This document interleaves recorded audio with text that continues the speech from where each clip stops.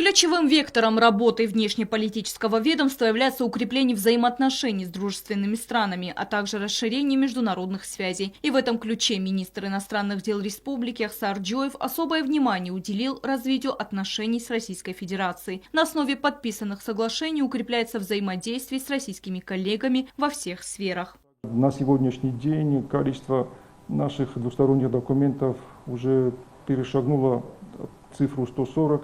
И это не конец, работа продолжается. В текущем году было подписано порядка 14 документов. Над проектами 12 документов продолжается работа. Это проекты и подписанные соглашения, они являются как отдельными новыми документами. Есть еще у нас документы, которые являются продолжением к действующим соглашениям, так называемым протоколам и к конкретным соглашениям.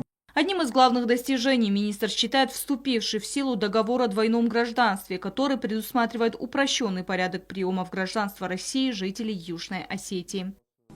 Это соглашение дает право подать документы тем гражданам, которые не имеют гражданство России в упрощенном порядке здесь, в Южной Осетии. Пайдо кеннадунше вараси пачахоше социалун гарантидедат яхиадаман. Офта иннадаман велдойнап кенфандешеро фаленко ресогун бастагодит. Кроме того, прорабатывается вопрос выдачи внутренних паспортов Российской Федерации на территории Республики Южная Осетия.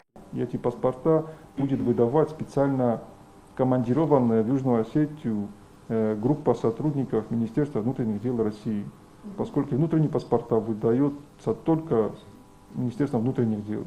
Поэтому в Южную Осетию будут командированы специальные сотрудники. Вся необходимая информация будет размещена на электронных ресурсах, в первую очередь посольства России в Южной Осетии.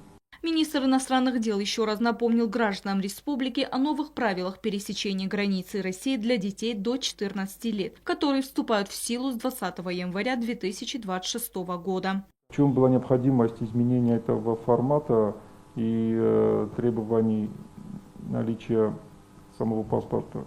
Это то, что в паспорте есть фотография ребенка. И есть, по оценкам российских наших коллег, немало случаев, когда предпринимаются попытки вывоза несовершеннолетних детей за пределы России, чтобы обезопасить своих граждан, и были приняты вот эти меры. Поэтому я бы тоже хотел, пользуясь случаем, призвать всех, у кого несовершеннолетние дети, получить паспорт. Министр иностранных дел напомнил о базовых документах, на которых основывается сотрудничество Республики Южная Осетия и Российской Федерации. В этом году исполнилось 10 лет подписанию договора о союзничестве и интеграции. Он является вторым базовым документом после договора о дружбе, сотрудничестве и взаимной помощи между Республикой Южная Осетия и Российской Федерацией, подписанным в 2008 году. Естественно, там были зафиксированы вопросы безопасности, экономического развития и других сфер тоже. А, собственно, договор 2015 года, он является уже более объемным. И сегодня мы во взаимодействии с российскими коллегами продолжаем реализацию и положение именно вот этого договора 2015 года. По словам Ахсара Джоева, в приоритете остаются вопросы безопасности. В этой связи важным направлением работы министерства остается участие в международных дискуссиях по безопасности и стабильности в Закавказье, главной целью которых является подписание юридически обязывающего соглашения о неприменении силы. Отдельное внимание министр уделил расширению международных связей. Южная Осетия готова к сотрудничеству, отметил Ахсар Джоев. Для нас Белоруссия интересная страна, нас очень много объединяет в историческом плане. Будем предпринимать необходимые шаги по сближению с Белоруссией. Для начала мы, конечно, исходим из направлений, которые предполагают какое-то гуманитарное, культурное, спортивное сотрудничество.